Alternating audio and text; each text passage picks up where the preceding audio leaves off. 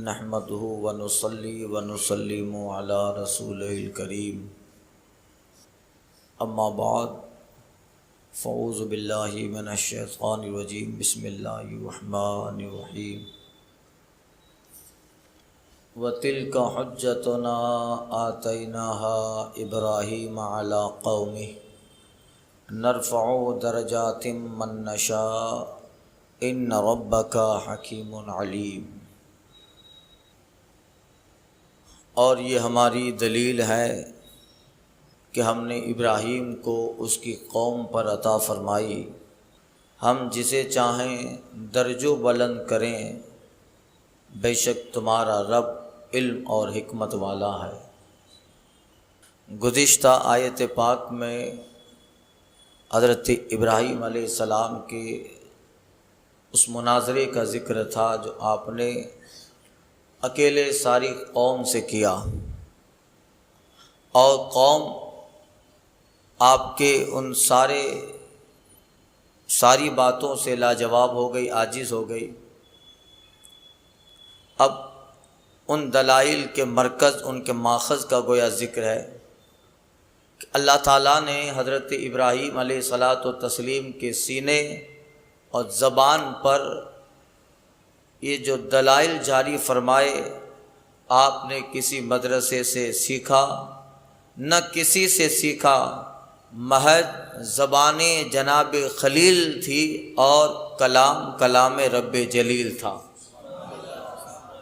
خلیل کی زبان پہ کلام جلیل تھا، تو یہ محض اللہ نے اپنی عطا سے بچپنے میں یہ ساری چیزیں حضرت ابراہیم کو سکھا ڈالی، اور آپ نے بڑے مضبوط طریقے سے قوم کا اور ان کے مشرکانہ عقیدے کا ایسا رد کیا۔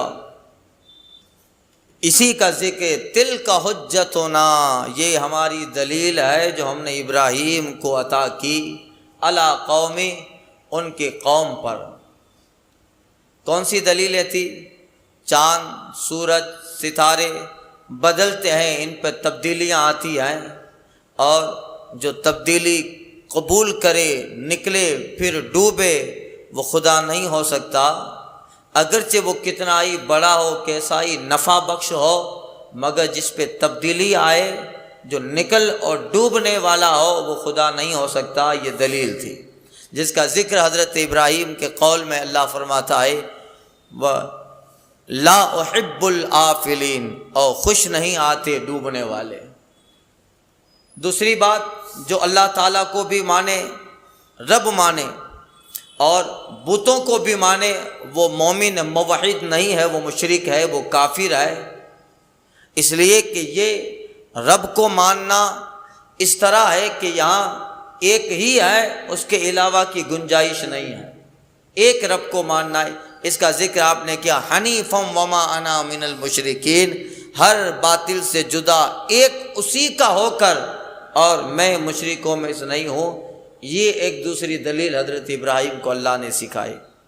تیسری دلیل، جب انہوں نے کہا کہ ابراہیم تم ہمارے بتوں کے خلاف مورچہ سنبھالے ہو، ان کی پکڑ میں آؤ گے تو یہ تمہیں بت نقصان پہنچائیں گے۔ حضرت ابراہیم نے کہا تھا اللہ کے مقابلے میں کسی سے نہیں ڈرتا، رب کے مقابلے میں کسی سے نہیں ڈرتا، اور جو اللہ سے بھی ڈرے اور بتوں سے بھی ڈرے وہ مومن نہیں ہو سکتا۔ مومن وہ ہوتا ہے جس کے دل میں خالص خشیت خدا اور خشیت ربانی ہو۔ آپ نے اس کا ذکر فرمایا، اور یہ دلیلیں تھی اللہ تعالیٰ نے سکھائی۔ اور پھر اللہ تعالیٰ کا علم ہر چھوٹی بڑی چیز کو گھیرے ہے، اور کوئی چیز علم الہی سے باہر نہیں ہے۔ اس کا ذکر آپ نے کیا، وسع رب کل شیء علما، اور میرے رب کا علم ہر چیز کو محیط ہے۔ یہ دلیل ہیں۔ اب یہ ساری دلیلیں اللہ تعالیٰ نے جناب ابراہیم کو سکھائی، اسی کا ذکر وَتِلْكَ حُجَّتُنَا آتَيْنَاهَا إِبْرَاهِيمَ عَلَىٰ قَوْمِهِ، اور یہ دلیل ہے ہم نے ابراہیم کو اس کی قوم پہ عطا فرمائی۔ نرفع درجات من نشاء، اور ہم جسے چاہیں درجوں بلند کریں۔ ابراہیم علیہ السلام کو نبوت دینا اور عطائے نبوت سے پہلے بچپنے میں جناب ابراہیم کی زبان سے یہ فصیح اور بلیغ کلام جاری ہو جانا، اور اس عمر میں اپنی قوم کے اور ان کے زور، ان کی طاقت سے نہ ڈر کر اللہ کی وحدانیت کی دلیلیں قائم کرنا، اور اس بچپنے میں سینے میں اتنی دلیلیں آ جانا، اور پھر آگے چل کر اللہ تعالیٰ نبوت سے سرفراز کرے، رسالت عطا کرے، اور صرف رسالت ہی نہیں بلکہ اللہ نے جناب ابراہیم کو جو ہے جد الانبیاء بنایا، ہزاروں پیغمبر اللہ نے ابراہیم کی نسل میں رکھے، ہزاروں پیغمبر، یہ درجات دیے اللہ تعالیٰ نے۔ اللہ ذکر فرماتا ہے نرفع درجات من نشاء، ہم جسے چاہیں درجوں بلند کریں۔ ہمارے اوپر کسی کی پابندی نہیں ہے کہ ابراہیم کو درجہ کیوں دیا، آزر کو درجہ کیوں نہ ملا، نوح کو درجہ کیوں دیا، اس کے بیٹے کنعان کو درجہ کیوں نہ ملا۔ ہمارے اوپر کوئی پابندی نہیں لگا سکتا۔ نرفع درجات، ہم جسے چاہیں درجوں بلند کریں۔ ان ربک علیم حکیم، بے شک تیرا رب علم و حکمت والا ہے، جسے جو دیتا ہے اسے معلوم ہے، اور جب دیتا ہے ہزاروں حکمتوں کے ساتھ دیتا ہے، ایسے نہیں کہ دے دیا۔ ان ربک حکیم علیم، تیرا رب حکمت والا بھی ہے، جاننے والا بھی ہے، جان کر دیتا ہے، اور پھر دیتا اس طرح ہے کہ دینے میں ہزاروں حکمتیں ہوتی ہیں، تو نہ سمجھے، مگر تیرا رب ساری حکمتوں کو جاننے والا ہے، اسی لیے دیا ہے۔ تو ابراہیم کو درجہ دیا، نبوت عطا فرمائی، رسالت عطا فرمائی، اور صرف نبوت و رسالت ہی نہیں عطا فرمائی، بچپنے میں یہ مقام و منصب دینا، آگے چل کر ابراہیم کو جد الانبیاء کا مقام دینا، ہزاروں پیغمبر جناب ابراہیم کے بیٹے ہوئے، ان کے پوتے ان کی نسل سے آئے۔ یہ کتنا بڑا درجہ ہے کہ آخری پیغمبر بھی ابراہیم کی اولاد ہے۔ نرفع درجات من نشاء، ہم جسے چاہیں درجوں بلند دیں، اور دینے میں ہماری حکمتیں ہوتی ہیں، ہم دیتے ہیں اس میں بھی حکمت ہے۔ کسی کو عالم بنایا اس میں بھی حکمت ہے، اور کسی کو علم نہیں دیا، جاہل بنایا، اس کی جہالت میں بھی رب کی حکمتیں ہیں۔ اگر اس کو عالم بنا دیا جاتا تو یہ قوم کی پتھاری پھیر دیتا، اس لیے اس کو علم نہیں دیا۔ نااہل اگر عالم بنے گا قوم گمراہ ہو جائے گی، نااہل۔ اسی لیے علامہ سعدی کہتے ہیں نااہل کو علم پڑھانا یہ ایسا ہے جیسے سور کے گلے میں سونے کا ہار پہنانا، اور اس کو سونے سے کیا مطلب؟ تو اللہ تعالیٰ کسی کو علم دیتا ہے، دینے میں بھی حکمت ربانی ہے، اور کسی کو بالکل جاہل رکھا ہے، اس میں بھی اللہ تعالیٰ کی حکمت ہے کہ علم نہیں دیا ہے۔ اگر اسے علم دیتا اللہ تعالیٰ، ہو سکتا ہے اس علم کا غلط استعمال کر کے قوم کو تباہی و گمراہی کے دہانے پہ لے جاتا۔ دینے میں بھی حکمتیں ہیں، نہ دینے میں بھی حکمتیں ہیں۔ درجہ دیتا ہے حکمت سے، اور کسی کو درجہ نہیں دیتا اس میں بھی حکمتیں ہیں۔ نرفع درجات من نشاء، ہم جسے چاہیں درجوں بلندیاں دیں، بے شک تیرا رب علم اور حکمت والا ہے، علم و حکمت ہے رب کی۔ تو حضرت ابراہیم علیہ السلام کو اللہ تعالیٰ نے یہ ساری چیزیں عطا فرمائی، اور خصوصاً قرآن مجید میں جہاں حضرت موسیٰ علیہ السلام کا ذکر ہے، حضرت عیسیٰ علیہ السلام کا ذکر ہے، کئی ایک آیات میں حضرت ابراہیم علیہ السلام کا ذکر ہے، اور سرکار صلی اللہ علیہ وسلم کو بڑا ربط تھا جناب ابراہیم سے۔ ہمارا دین دین ابراہیم ہے، ملت ابراہیم ہے، اور سرکار صلی اللہ علیہ وسلم معراج سے جب لوٹے رب کا دیدار کر کے، تو حضور نے سب وہاں کے حالات بیان کیے، وہاں کے حالات بیان کیے، اور سرکار صلی اللہ علیہ وسلم نے فرمایا میں نے آدم علیہ السلام سے ملاقات کی، یوسف علیہ السلام سے ملاقات کی، فلاں نبی سے ملاقات کی، اور سرکار یہاں بتا رہے ہیں زمین پہ آ کر میں نے جناب عیسیٰ علیہ السلام کو دیکھا، اور کس طرح ہیں؟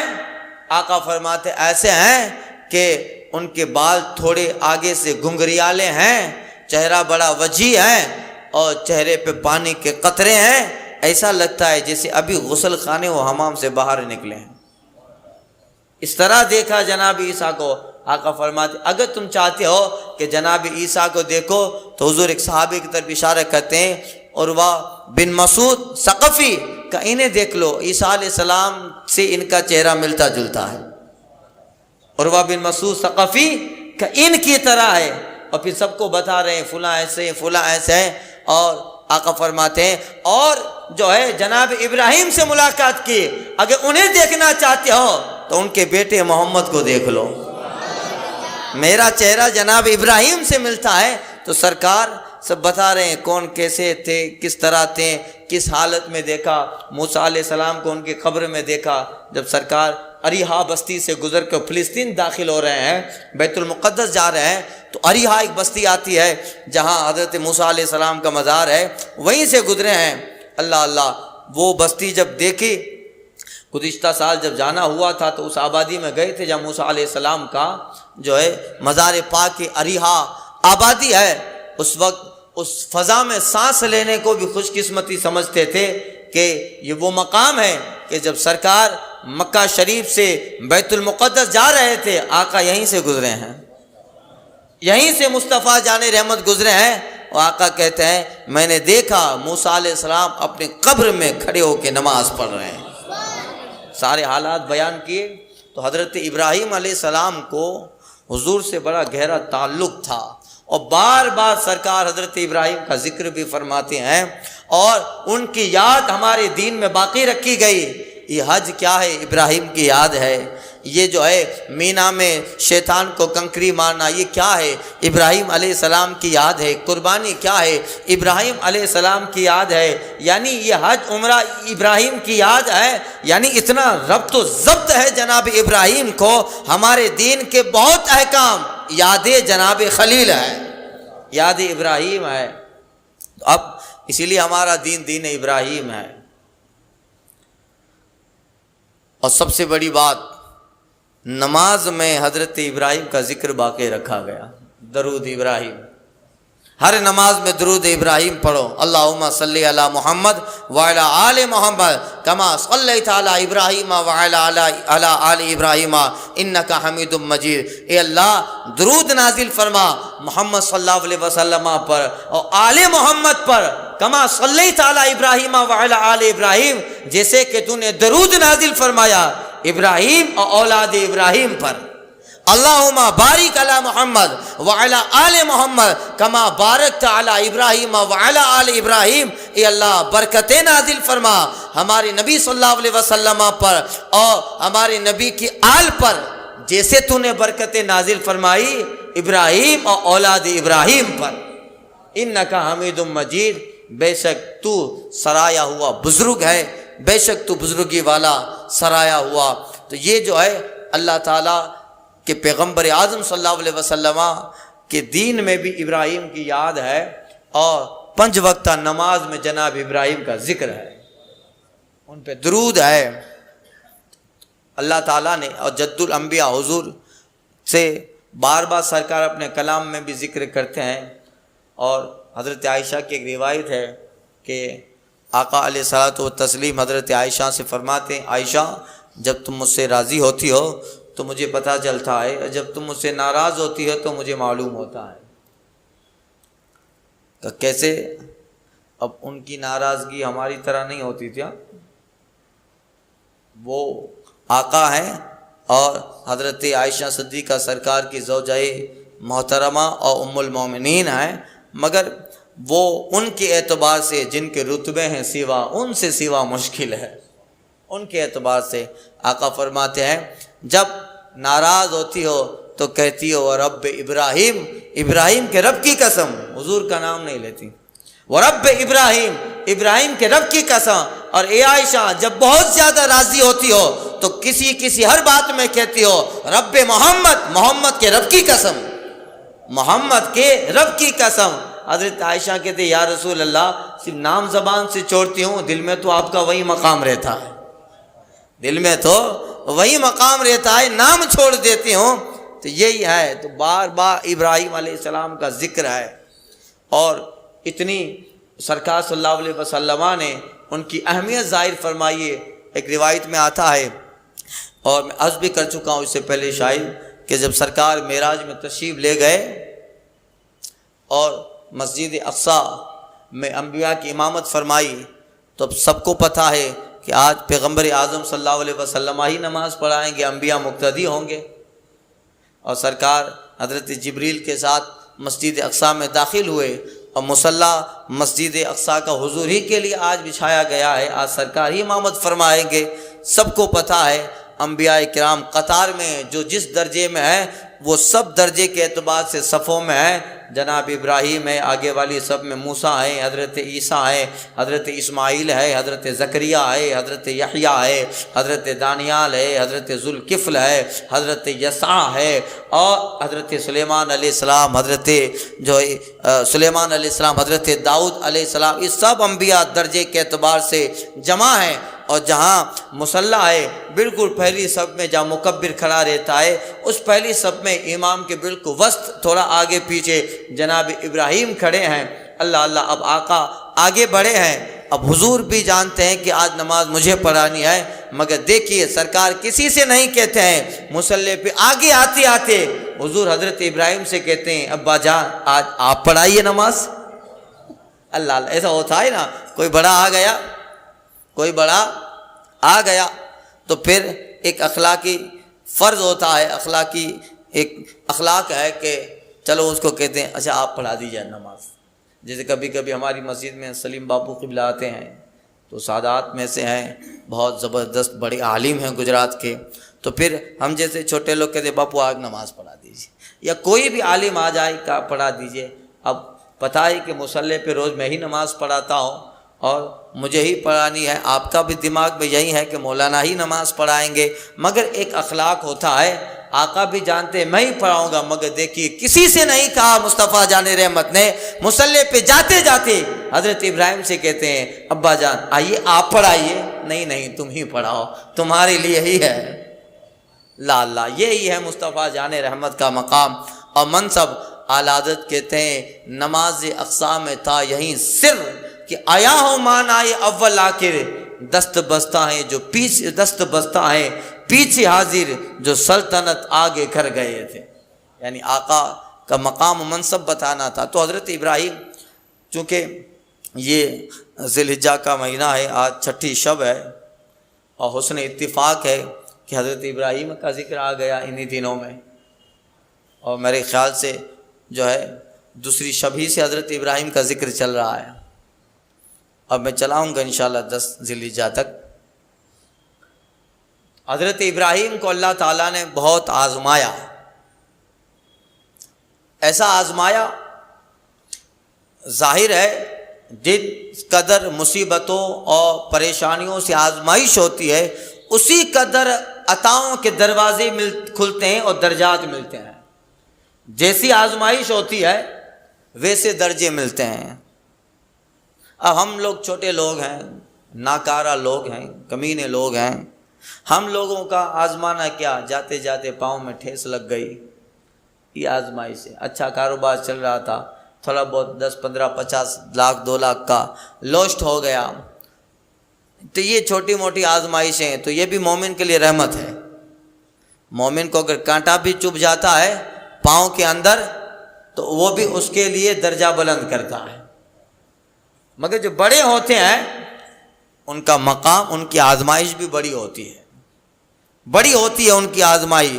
امام عالی مقام کو اللہ نے درجوں بلند کیا، تو ظاہر بات ہے اللہ تعالیٰ نے آزمایا بھی ایسا ہے، پورے قبیلے کے ساتھ، کنبہ کے ساتھ میدان کربلا میں آئے، باطل ہے، یزیدی ہیں، اور یہاں چند لوگ ہیں۔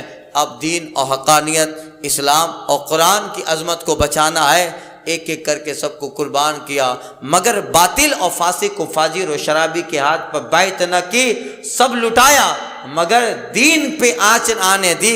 اتنی آزمائش ہے کہ کہ بھتیجا شہید ہو رہا ہے، بھانجا شہید ہو رہا ہے، اپنا 6 مہینے کا بیٹا علی اصغر دم توڑ رہا ہے، 22 سال کا علی اکبر سامنے دم توڑ رہا ہے، 18 سال کا بھائی کا بیٹا حسن کا بیٹے امام حسن کا بیٹے قاسم دم توڑ رہے ہیں، اور جو ہے بھائی حضرت عباس ان کے بازو کٹ چکے ہیں، بھانجے حضرت زینب کے لڑکے یہ اون و محمد دم توڑ رہے، یعنی سارا کنبہ سارا قبیلہ جو بھی آئے ہیں سب ایک ایک کر کے راہ خدا میں شہید ہو رہے ہیں۔ اتنا بڑا کلیجہ، ظاہر بات ہے مقام اتنا دینا ہے تو امتحان بھی ایسا ہوگا۔ پرائمری والے سے ایس ایس سی کا ایگزام نہیں لیا جائے گا، وہ اور جو ٹاپ کرتا ایس ایس سی میں ہے یا جو کالج کر رہا ہے اس سے وہ ایگزام نہیں لیا جائے گا جو فرسٹ اور سیکنڈ یا پرائمری میں لیا جاتا ہے، اس لیے کہ جو جس لیول کا ہے اسی لیول کا ایگزام ہوتا ہے۔ جب جو سائنس کرتا ہے تو اسے اس لیول کا ایگزام لیا جاتا ہے، جو کیمسٹری کرتا ہے اسے اس لیول کا ایگزام لیا جائے گا، جو فزکس کرتا ہے تو اسے فزکس کا پرچہ دیا جائے گا، اور جس قدر اس نے محنت کی ہے، جس قدر رات دن کو ایک کر کے پسینہ بہا کے راتوں رات محنت کر کے اس نے کتابیں کھنگالی ہیں، محنت کی ہے، جتنی شب بیداری کی ہے، جب ریزلٹ آؤٹ ہوگا اتنا ہی دل اس کا خوش ہو جائے گا، اتنا ہی درجہ ہوگا۔ تو یہ عطا ہوتی ہے۔ اب حضرت ابراہیم کو اللہ نے مال سے بھی نوازا، اولاد سے بھی نوازا، اور دونوں سے اللہ نے امتحان بھی لیا۔ میں نے گزشتہ تفسیر میں عرض کیا زمانوں تک تو اولاد نہیں تھی، اور پھر جب اولاد آئی حضرت اسماعیل علیہ السلام تشریف لائے، 17 سال کی جب عمر ہوئی تو اب بتائیے جن کی اولاد نہیں ہوتی ہے آپ انہیں ذرا پوچھئے، کوئی درگاہ کوئی بابا کوئی پیر ایک باقی نہیں رہتا ہے، سب گھوم آتے ہیں اولاد ہو جائے، اور جب اولاد ہوگی زمانوں کے بعد جب اللہ اولاد دے گا اور وہ بھی بیٹا دے تو پھر آپ دیکھیے گا اس بیٹے کو اس خاندان میں کتنی اہمیت حاصل ہوتی ہے، وہ مہمانوں کی طرح رکھا جاتا ہے۔ زمانوں کے بعد اللہ نے وہ اولاد عطا فرمائی ہے۔ تو اب حضرت ابراہیم کو زمانوں کے بعد حضرت اسماعیل ملے اور 17 سال کی عمر ہوتی ہے، اب تو بیٹا جوان ہو گیا، 17 سال کا ہو گیا، اب تو باپ اس سے فائدہ حاصل کرے گا، اب تو یہ باپ کا سہارا بننے والا ہے، کچھ سالوں کے بعد یہ باپ کی بڑھاپے کی لاٹھی بنے گا۔ اسی وقت جو ہے بچپنے سے لے کر جوانی تک ماں باپ اس میں جو ہے گویا پودا لگاتے رہتے ہیں، اور بیٹا جب جوان ہوتا ہے تو ماں باپ کو فصل کی امید رہتی ہے کہ جو کھیت جوتا ہے اب فصل لہلائے گی، اب کاٹنے کا وقت ہے۔ جب وقت آیا کاٹنے کا تو اب اچانک پھر اس جو ہے کھیت پہ بجلی گر جائے، ظاہر بات ہے افسوس کتنا ہوگا۔ 17 سال کی عمر ہوئی، اللہ تعالیٰ کی طرف سے خواب میں جو ہے حکم ہوتا ہے ابراہیم اپنی عزیز چیز ہماری راہ میں دو۔ اونٹ ذبح کیا، پھر آیا نہیں عزیز چیز دو، دوبارہ اونٹ ذبح کیا، عزیز تھی، سمجھ گئے عزیز میرا بیٹا ہے۔ اللہ اللہ واقعہ سنتے رہتے ہیں، واقعہ بتانا مقصد نہیں ہے، صرف آپ کا دماغ اس طرف لے جانا مقصد ہے۔ تو حضرت ابراہیم سمجھے کہ ٹھیک ہے جب یہ دینا ہے تو دینا ہے، اور پھر جب ابراہیم علیہ السلام کو اللہ نے اسماعیل دیا تھا تو پھر ظاہر زمانوں کے بعد اولاد ملی ہے، تو صبح اسماعیل علیہ السلام کے ساتھ بیٹھے ہیں، رات کو اسماعیل علیہ السلام کے ساتھ بیٹھے ہیں، شام کو یعنی بیٹے کے ساتھ ہیں۔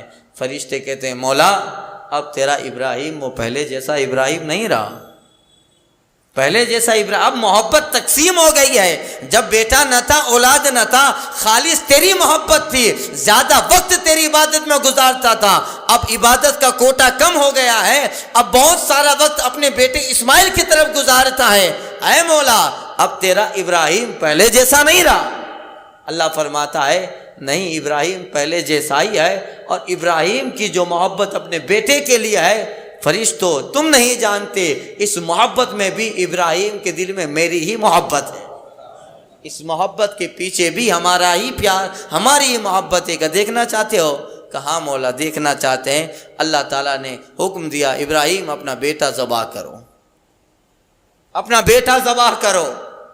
اللہ اللہ، اب حکم ہے رب کا، بتائیے اس وقت کیا سچویشن رہی ہوگی۔ حضرت ابراہیم سب خواب کی تعمیل کرتے ہیں، اور حکم تو خواب کا تھا۔ اللہ اللہ، اپنی بیوی سے کہا نہلاؤ دھلاؤ، اس کو آج مہمان کے یہاں لے جانا ہے۔ حضرت اسماعیل کی انگلی پکڑے مقام مینا کی طرف چلے، بیچ میں شیطان آیا، حضرت ابراہیم نے کنکری ماری اس کو بھگانے کے لیے۔ اللہ کو وہ ادا پسند آئی، ہر سال حاجی پہ شیطان کو کنکری مارنا ضروری کر دیا۔ یہ شیطان وہاں ہوتا نہیں ہے، مگر پیاروں کی ادائیں ہیں، پیاروں کی ادائیں ہیں کہ میرا خلیل اس جگہ آ کر پتھر اٹھاتا ہے اور اٹھا کے شیطان کو مارا تھا، وہاں ابھی شیطان نہیں ہوتا ہے، مگر اسی جگہ خلیل نے آ کر شیطان کو پتھر مارا تھا۔ رب کو ادا پسند آئی، اے خلیل تیری ادا اتنی پسند آئی ہے، قیامت تک امت کو اور بندوں کو اس ادا میں لگا دوں گا۔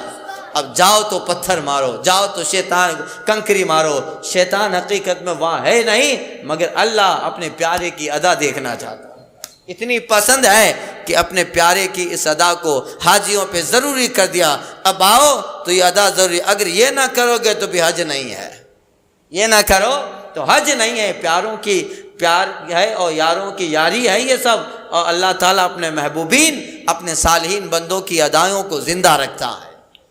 حج یادوں کا نام ہے، حج یادگار ہے، حج اداؤں کا نام ہے، حج محبوبین نے جو کیا تھا ان کے فعل کو دہرانے کا نام ہے، حج صالحین کی اداؤں کو جو رب نے پسند کیا تھا ان کو ریپیٹ کرنے کا نام ہے، یعنی حج صالحین اور انبیاء کی یادگار ہے، جناب ابراہیم کی یاد ہے۔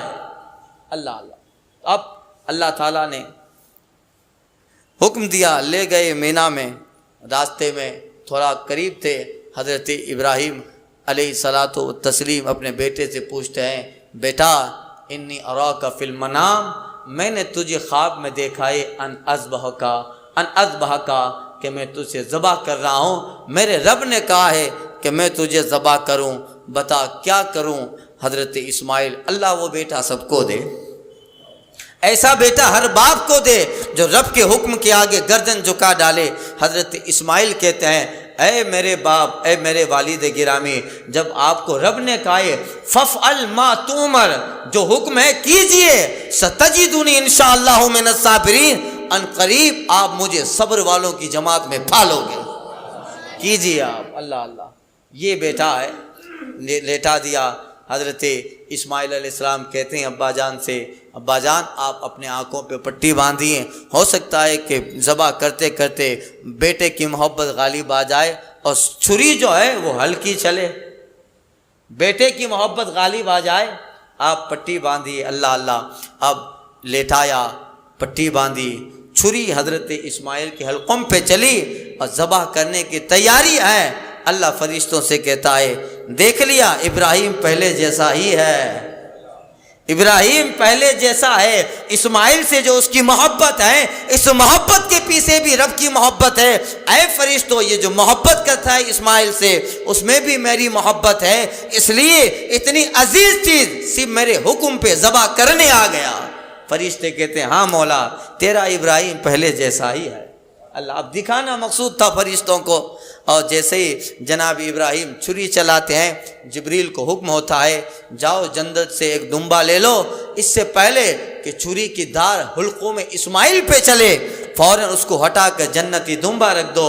جناب جبریل آئے، چھری حلقوں پہ جناب ابراہیم چلا رہے ہیں، اس سے پہلے کہ اس کی دھار جناب ابراہیم اسماعیل کے گردن پہ پہنچے، حضرت جبریل نے آ کر حضرت اسماعیل کو ہٹا لیا، اس کی جگہ دمبا رکھ دیا۔ حضرت ابراہیم کی آنکھوں پہ تو پٹی ہے، جب بالکل ذبح کیا، مطمئن ہو گئے کہ اب ذبح ہو گیا میرا بیٹا، آنکھیں کھولی، دیکھا بیٹا سامنے مسکرا رہا ہے۔ حضرت جبریل کہتے ہیں، اے ابراہیم، آپ کے رب نے آپ سے بہت بڑا امتحان لیا اور آپ اس امتحان میں کامیاب ہو گئے۔ یہی ہے، ایک مرتبہ مال سے اللہ تعالیٰ نے آزمایا، اللہ نے اتنا مال دیا، اتنا مال دیا حضرت ابراہیم علیہ السلام کو، ریوڑ کے ریوڑ بکریوں کے، بھیڑ کے ریوڑ کے ریوڑ، اس زمانے میں کروڑوں کا مال کہہ لو۔ اب حضرت ابراہیم ان بکریوں کے ساتھ، اب ان کا چارہ، ان کی خدمت، یہ سب چیزیں، کبھی چرانے لے جانا ہے، اور یہ سب چیزیں، ظاہر بات ہے مال زیادہ ہوگا تو اس طرف کام بھی زیادہ ہوگا۔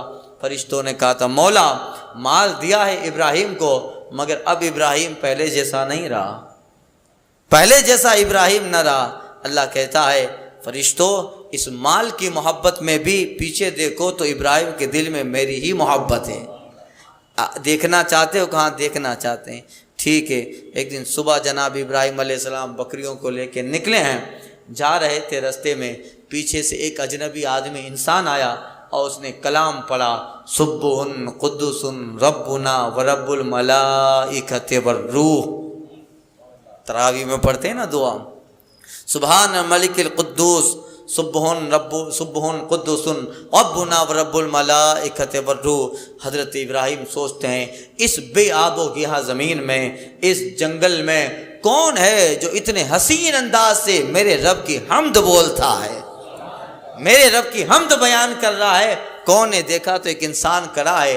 حضرت ابراہیم کہتے ہیں اے بولنے والے، کیا میرے رب کے جو ہے صفت کو ذکر کیا ہے، اس کی صفت قدوسیت کا تو نے کتنا نرالے انداز میں ذکر کیا ہے؟ اے بولنے والے، وہ پھر میرے رب کی حمد مجھے سنا دے، بہت اچھی آواز انداز میں میرے رب کی جو حمد بولتا ہے پھر سے سنا۔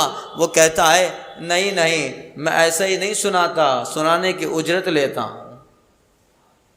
کہ کیا چاہیے؟ کہ تمہارے پاس یہ جو ہزاروں بھیڑ بکریاں ہیں ان میں سے آدھی دے دو تو سناؤں گا، آدھی دے دو تو سناؤں گا۔ حضرت ابراہیم کہتے لے آدھی تجھے دے دیا، مگر میرے رب کی وہ صفت سنا دے۔ آدھی دینے کے بعد وہ اجنبی کہتا ہے سبح قدوس ربنا ورب الملائکۃ والروح، 2-4 مرتبہ اس جملے کو ریپٹ کیا۔ حضرت ابراہیم وجد طاری ہو گیا، دل میں ذہن و فکر میں صفت باری تعالیٰ کو سننے سے ایک خوشگوار انقلاب پیدا ہوتا ہے، دل میں ایک تجلیات ربانی گویا کہ معجزن ہو رہی ہے۔ 2-4 مرتبہ پڑھا، پھر وہ خاموش ہو گیا۔ ابراہیم نے آنکھیں کھولی، کہا پڑھ، کہا نہیں، جتنا دیا اتنا پڑھ دیا، جتنا دیا۔ اب کیا چاہیے؟ اب اور لوں گا۔ کہا لے آدھی اور لے لے، مگر پورا لے لے، آدھی جو بچی ہے وہ بھی لے، مگر پھر سنا دے۔ آدھا دے دیا، پھر وہ سناتا ہے سبح قدوس ربنا ورب الملائکۃ والروح۔ 2-4 مرتبہ پڑھا۔ حضرت ابراہیم بہت اطمینان سے سن رہے ہیں، ذہن و فکر اور دل میں ایسا لگتا ہے تجلیات الہی معجزن ہو رہی ہے۔ پھر وہ 2-4 بار پڑھنے کے بعد خاموش ہو گیا۔ ابراہیم علیہ السلام نے آنکھیں کھولی، کہا پھر سے پڑھ، کہا نہیں، جتنا دیا اتنا پڑھ لیا، اب کیا دو گے؟ حضرت ابراہیم کہتے ہیں ارے اتنا بڑا ریوڑ لیا ہے، کوئی ان کو ہانکنے والا بھی چاہیے، کوئی ان کا رکھوالا بھی چاہیے، ایک بار پھر سنا دے اور ہمیشہ کے لیے مجھے ان کا رکھوالا بنا لے۔ اپنے آپ کو بیچ دیا کہ ایک بار میرے رب کی وہ صفت سنا دے، سبح قدوس ربنا ورب الملائکۃ والروح۔ وہ اجنبی پڑھتا رہا اور پھر کہتا ابراہیم لے یہ تمہاری بکریاں تمہیں، یہ سارا واقعہ ہو رہا ہے اور اللہ فرشتوں کی بزم میں فرما رہا ہے، بتاؤ ابراہیم پہلے جیسا ہے کہ نہیں؟ ابراہیم پہلے جیسا ہے کہ نہیں؟ کہاں مولا، مال کی محبت بھی ابراہیم سے تیری محبت کم نہ کر پائی، اولاد کی محبت بھی ابراہیم سے تیری محبت کم نہ کر پائی۔ اجنبی کہتا ہے ابراہیم میں تو اللہ کا فرشتہ ہوں، تمہارا امتحان مقصود تھا، تم اولاد کے سلسلے میں بھی کامیاب ہوئے، مال کے سلسلے میں بھی کامیاب ہوئے، لو یہ ساری بکریاں تمہاری ہیں، اللہ فرشتوں کی بزم میں تمہارا چرچا کر رہا ہے۔ نرفع درجات من نشاء، اللہ فرماتے ہم جسے چاہیں درج و بلندیاں دیں، انا ربک حکیم علیم، بے شک تیرا رب حکمت والا علم والا۔ انشاءاللہ پھر کچھ باتیں ہیں، وقت ہو گیا، آئندہ کے درس میں انشاءاللہ